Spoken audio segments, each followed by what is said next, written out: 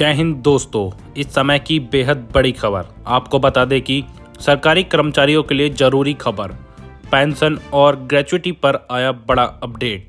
आपको बता दें, सरकारी कर्मचारियों के जबरन रिटायरमेंट पर सरकार ने बड़ा फैसला लिया है।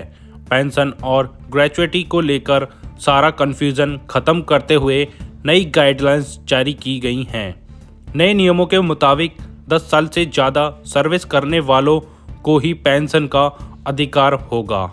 आपको बता दें कि अधिक जानकारी के लिए कृपया वीडियो को अंत तक देखें और सब्सक्राइब करें DPL न्यूज़ और बेल आइकन को दबाना ना भूलें। बड़ी खबर आपको बता दें कि सरकारी नौकरी को देश में सबसे सुरक्षित माना जाता है, लेकिन सेवा के दौरान कई बार कुछ कर्मचारी जबरन रिटायरमेंट ले लेते हैं। रिटायरमेंट के बाद सबसे बड़ी चिंता इस बात को लेकर रहती है कि अगर किसी ने रिटायरमेंट ले लिया तो उसे पेंशन क्या मिलेगी, उसकी ग्रेच्युटी का हिसाब कैसे होगा। इन सब बातों को लेकर केंद्र सरकार ने अब नियमों को पूरी तरह स्पष्ट कर दिया है। सरकार ने इस संबंध में एक नया ऑफिस मेमोरेंडम कार्यालय ज्ञापन जारी किया है, जिसमें साफ तौर पर बताया गया है कि जबरन रिटायरमेंट पाने वाले कर्मचारियों को किन शर्तों पर और कितनी पेंशन या ग्रेच्युटी मिलेगी। यह नए दिशा निर्देश central civil services pension rules 2021 के रूल 44 के तहत लागू किए गए हैं। सरकार के इस कदम से अब कर्मचारियों को यह सटीक जानकारी मिल सकेगी कि यदि उन्हें सेवा के दौरान अनिवार्य रिटायरमेंट दी जाती है तो उनके आर्थिक अधिकार क्या होंगे। आइए जानते हैं क्यों पड़ी इन नए दिशा निर्देशों की ज़रूरत। दरअसल अभी तक अनिवार्य रिटायरमेंट की स्थिति में मिलने वाले आर्थिक लाभों को लेकर नियमों में काफ़ी अस्पष्टता थी। कर्मचारियों को यह ठीक पता नहीं चल पाता था कि उनकी सर्विस की अवधि के आधार पर उनकी पेंशन और ग्रेच्युटी की गणना किस फॉर्मूले के तहत की जाएगी। खासकर ग्रेच्युटी की रकम और सर्विस के पीरियड के हिसाब से होने वाले कैलकुलेशन पर सबसे ज़्यादा भ्रम की स्थिति बनी रहती थी।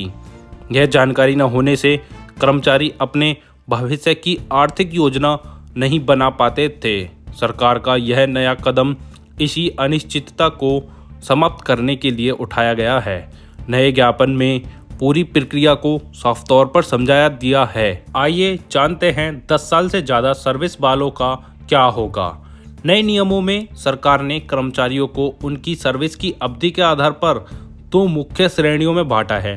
पहली श्रेणी उन कर्मचारियों की है जिन्होंने अपनी सर्विस के 10 साल पूरे कर लिए हैं। सरकार ने स्पष्ट किया है कि यदि कोई केंद्रीय कर्मचारी कम से कम 10 साल की सेवा पूरी करने के बाद रिटायर हो जाता है तो वह कंपलसरी रिटायरमेंट पेंशन का हकदार होगा। हालांकि यहाँ यह समझना बेहद ज़रूरी है कि यह पेंशन सामान्य रिटायरमेंट पर मिलने वाली पूरी पेंशन के बराबर नहीं होगी।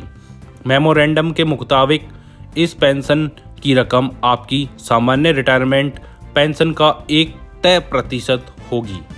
यह प्रतिशत कितना होगा, 50%, 60% या कुछ और, इसका फैसला संबंधित विभाग या सक्षम अधिकारी द्वारा केस दर केस के आधार पर किया जाएगा। यानी हर मामले में यह अलग अलग हो सकता है, लेकिन यह स्पष्ट है कि 10 साल की सर्विस पूरी करने पर कर्मचारी को पेंशन का लाभ जरूर मिलेगा। जिनकी नौकरी 10 साल से कम है उन्हें ग्रेच्युटी का मिलेगा यह लाभ। आपको बता दें कि अब सवाल उठता है कि उन कर्मचारियों का क्या होगा जिनकी सर्विस 10 साल से भी कम है और वे रिटायरमेंट ले लेते हैं। क्या उन्हें खाली हाथ घर लौटना पड़ेगा? सरकार ने इस स्थिति के लिए भी नियमों को पूरी तरह साफ कर दिया है।